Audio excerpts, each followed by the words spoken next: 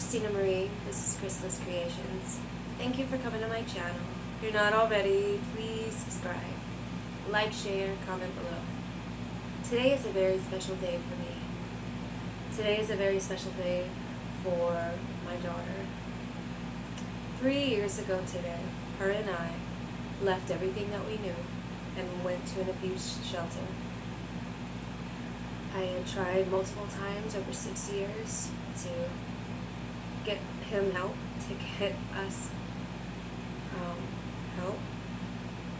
I had locked him up for 3 weeks, and when he came back, he was only released on the notion that he was supposed to get help. And I thought if he really wanted to work on a family, if he really wanted to be there for us, that he would, right? You know, normal people would. But me, after living it for 6 years, I was already mentally prepared for the after. I was already ready to leave. I was already done. I was tired of it. I knew he was the problem. I wasn't the problem. That no right person in their right mind would ever hurt somebody on purpose and, think that's okay. I took psychology for 3 years and 2 separate schools. That counseling was what I wanted to do. It was my dream. I wanted to help children in abusive situations. And with my daughter, over the years, I started watching her and living in an abusive situation. I didn't have no family. I didn't have nobody. I met him, and I thought that with the right amount of love, because he was just as broken on the inside as I was, with the right amount of love, I could change him, I could fix him, I could help him, and together we could build something. That's what narcissists are. That's what they want. They want that energy. They want that time. And they drain everything from you. They're never wrong. They're never anything. It's always your fault. They will do everything to prove that it is your fault. They are very malicious. They're very intelligent. And at one point, he even called the cops on me because he was scared for his life. Pretty much because he wanted to take our daughter and run, and I wouldn't let him. 3 years abuse-free. Now, for me, growing up in an abusive family, it's a huge milestone. I have never gone this long without name calling, without animosity, without some type of tension. It feels good. It's such a relief. I look around at everything that I was able to do, everything I was able to take negative and turn into a positive. It wasn't easy. You have to want to leave. I knew the situation was bad. I knew it was bad. I'm the one that put him in jail. I put him in jail because he took a bar stool and he beat me. If I wasn't curled up into a ball, it would have been my face. But he broke my elbow, and I was just sleeping on the couch.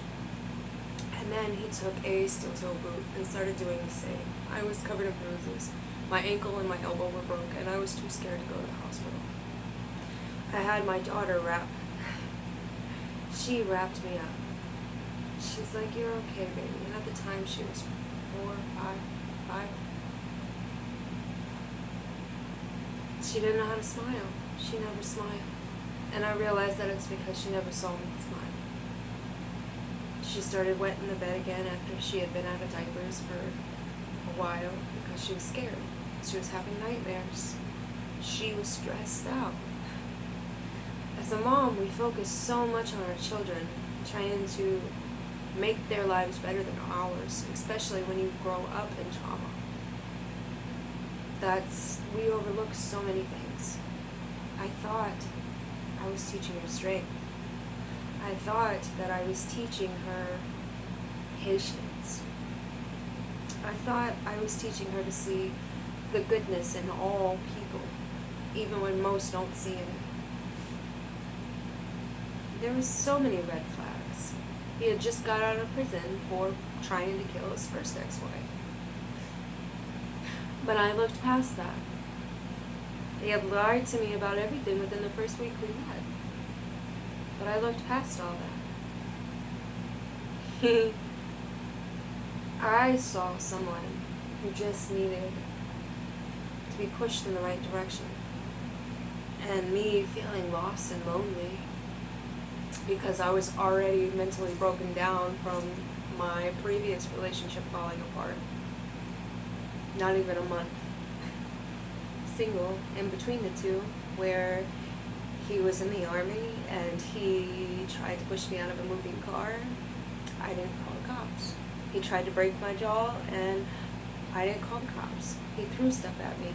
He knocked me unconscious. And then he turned around and he made me have an abortion. And turned around to start a family with somebody that he had been cheating on me the whole time. And took away my daughter because I didn't call the cops.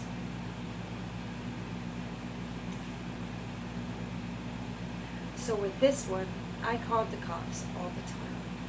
Because I wasn't going to have this one taken away from me the same way that my other ones were. I wanted it to be documented. Just like with my last one. My first daughter, I called CPS to try to get her out of that situation 50 times. They deemed me an unfit mom. They deemed me psychotic because I was putting this toxic, my past traumas into her life. Now, being that I went to school for psychology, why would I do that? No, I was programmed to watch her. I was doing what children do in play therapy. They play with their toys, and she said something that no child should have ever said. I recorded it. I took it to my psychiatrist. My psychiatrist called CPS, but it was my fault apparently because he was a Purple Heart recipient and I was an ex-drug addict. Same thing with my ex. My ex was an ex-CEO, and every time I called the cops, they laughed at me. They pretty much made it difficult to get any sort of help once I took him back. Now, when he missed his court date, then I wasn't the crazy person. My ex would use my fibromyalgia. I have holes in my brain. My short-term memory is not very good. But my ex was such a good liar that he would make the cops cry, saying that I was the problem, that he was the victim. 3 years today, and I'm free. My daughter is so happy. She has never been so happy. I started homeschooling because she went backwards, and I watched her go backwards. I watched her deal with things in silence because she didn't understand what she was going through. I watched her lash out on ways that it's hard for most parents to watch their kids lash out on. But she had every right to be angry. I can't even imagine what it would be like if I had stayed. I probably A, wouldn't still be alive, and B, I couldn't imagine what her life would be like. He never kept a job. We got evicted every 2 months. Everything was always my fault. I had to panhandle just to have food for my daughter. I had to panhandle just to be able to pay at a hotel so she wouldn't be homeless. And her and I did become homeless. But it was to get away. And I'd do it again in a heartbeat. You have to really look at your children and listen and understand with your heart instead of your mind. And you will know whether or not you should leave. She's never once talked about him, and I never once talked about him, showing that it's a good sign.